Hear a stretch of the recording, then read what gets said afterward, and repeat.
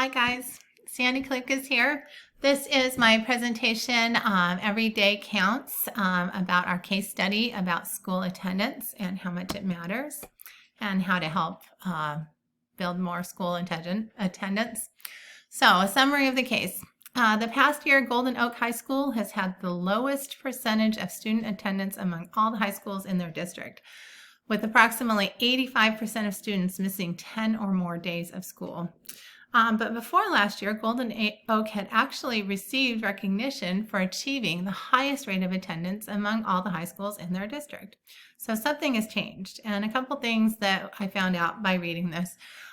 First of all, homeroom teachers have not received support from administration or the school counselor when they're trying to address attendance issues. Also, the activities director, or the AD, is allowing unexcused absences in a preferential manner.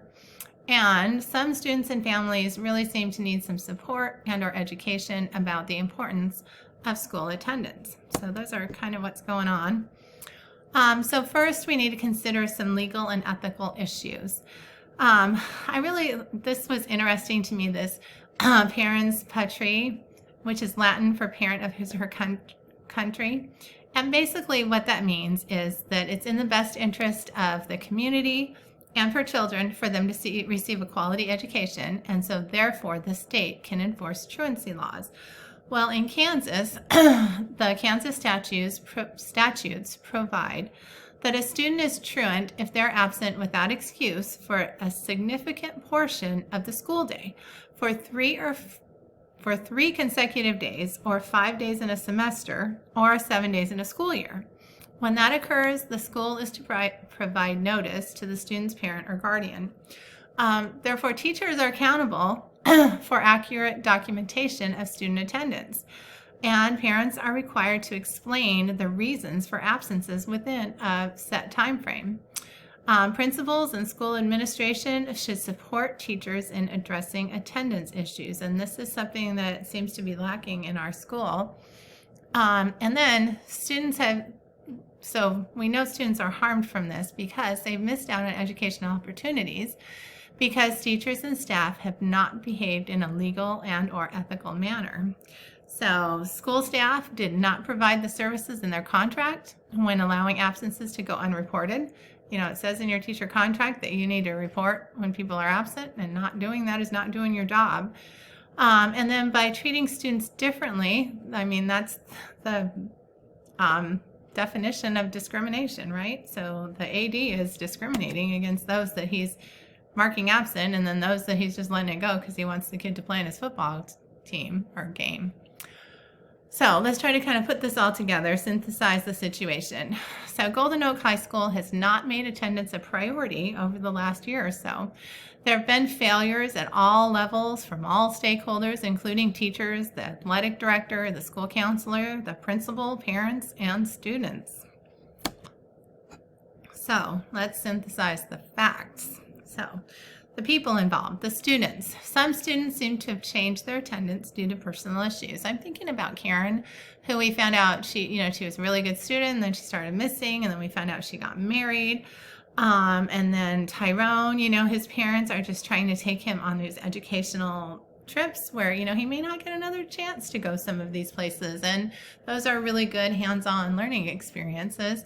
And then I think of, Christina, who wants to go on these trips with her church. And I think that those should be options somehow, but missing school is not working. They're missing out on their education. Then we have parents. Many parents in this community, we found out, commute to work. They don't have time to attend school events. And some parents, I'm thinking of Carl, don't really value education. Both of these are things that really kind of resonate with me. I had, when my son was in second grade, there was another mom, great kid, loved her boy. I know she did. But she commuted 2 hours to and from work every day, 4 hours of driving a day. She dropped her son off at daycare. She picked him up at daycare.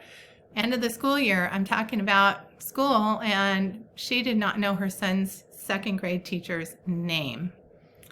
She was not a bad mom. She just didn't have time to be at the school ever. The school wasn't open when she was nearby. So that's something we really need to think about. And then these teachers need support from administrators and parents. It sounds like the teachers here are kind of demoralized, like why bother reporting absences? Nothing's going to get done, right? The school counselor is not addressing it. The AD is devaluing education, acting unethically, and even illegally. And then there's me, the new principal, just started, and I need to take care of this. So I think we need some leadership.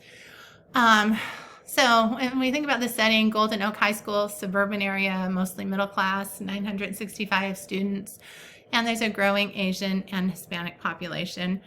And then the program is the 9 through 12 high school. There's lots of opportunities for extracurricular activities and sports, and even VOTEC is offered. So it's a good school. So we need to review and prioritize. So continued growth of absenteeism will be harmful to our students, to the families, to the school, and to the community. Students, parents, teachers, staff, community members, we all have a vested interest in combating school absenteeism. When I moved to Kansas, one of the reasons we moved here, we were in a huge school district in Southern California, really good school district, but because of busing and the district was so big, the high school went to school from, I think it was 6:45 a.m. to 1:40 p.m. Not a lot of extracurricular activities, and a lot of parents commuted. And so you had high school kids out of school 1:40 every day with nothing to do. And that was not good. And the community changed because of it for the worse. So we need to think about that. But we have not yet reached out to community members and organizations such as local churches and social service organizations. We could reach out to the Boys and Girls Club, like I say, local churches, and get some kind of activities going on for kids in the afternoon, maybe some study groups, things like that. The local library is a great place to do that. Some parents have had some input that we've seen, the notes in different files and things, but I, as the principal, have not yet reached out personally to parents and students to see what we can do to help them be in school more often. So I need more information to make organizational decisions about the problem. So finding some options and thinking about consequences. So if you're visiting with parents and everybody involved, there's a few options. I could do nothing, which is probably the worst option, because students will continue to be harmed by a culture where school attendance and education are not valued. Option 2, and I have to tell you, I changed this because I had to fire the AD, but that's probably not fair. So take punitive action against the AD, write him up or her, and provide extensive training to the school counselor and the activities director about the importance of attendance. And some of that would need to be towards teachers too in professional development, but I would focus on the activities director and the counselor a little bit more.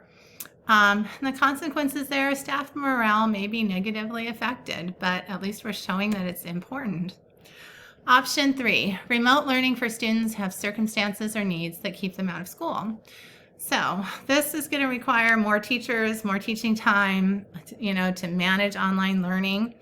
But students will benefit from not losing instructional time while they're away from school. And I'm thinking especially about like Karen, who got married and maybe she had a baby or something. I'm thinking about Tyrone when he goes on trips with his family, Christina if she needs to go on something with her church, and even Carl if he's going to VOTEC and he's going to be a diesel mechanic. I actually had a student like this. He was going to be a diesel mechanic. That was all he wanted to do. He didn't need a high school education, and it was a battle to get him to come and sit in the high school when he felt like he was too mature for that. So this is an option for those students. Anyway, those are the consequences of remote learning. Students will benefit from not losing instructional time. Option 4, education for families on the importance of school attendance and education. So we would need program resources, outreach to the community, but it might provide more family and community support for education. I just don't know, with how busy our parents are commuting, if we'll get a lot of people to actually show up. And then option 5, make up exams for students who miss them. So this would mean students are able to keep their grades up and teachers are able to have more data. So we need to evaluate the options. Do nothing takes no effort. I might be out of a job, but it takes no effort.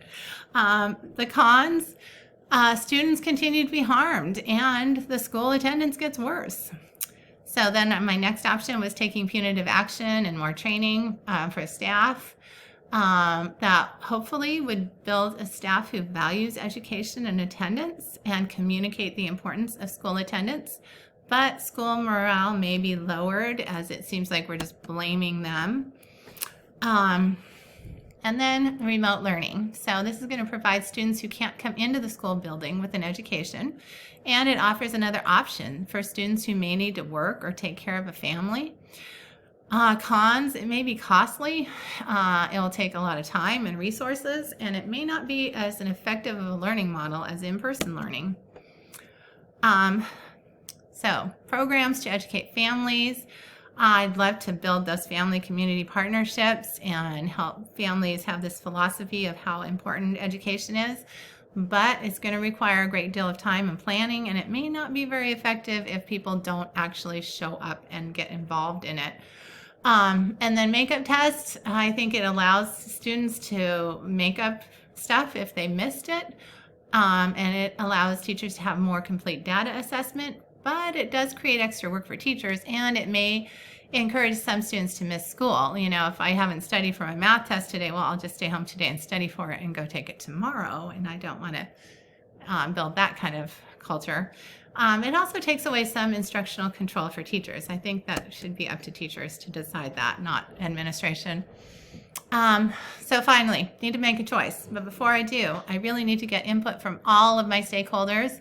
So I need to hold all kinds of meetings to do that, get as much input as I can. But after doing that, based on the circumstances, I believe that offering remote learning for students who meet certain criteria is our best option. So in order to implement remote learning, I first need to create a policy with guidelines stating that in order to enroll in remote learning, it's recommended that students and families meet with the school counselor, administrator, and/or teachers to discuss their needs. Depending on the needs of the students, they may either enroll full-time in an online program or maybe switch to an online learning one when the need arises. You know, when Tyrone goes with his family for a week, he can do online learning for that week and then come back and just transition right back into the classroom. Next, I would contact a company like Kansas Connections Academy or, you know, some other kind of charter or nonprofit school to help provide services for students so that doesn't fall all upon our teachers and our staff. So implementation, what it would look like. I think it will allow students to complete their high school education remotely and enable them, those who have family or work obligations during the school day, to stay in school. This will help with our attendance rate numbers. And it will be really important to get information out there to everybody about how it's being implemented. It will take all of us to work together to get this done.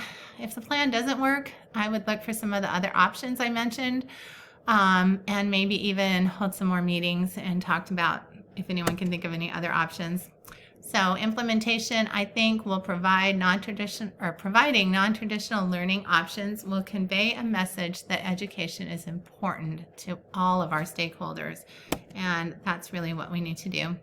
So this presentation demonstrates my ability to gather, synthesize, and evaluate data to develop and implement management, communication, school-level governance, and operations systems. I was able to evaluate resource needs, use data ethically and equitably to develop a plan aligned to the school's vision and goals. And I really like this quote: leadership is the capacity to turn vision into reality. So that's my presentation. Thank you.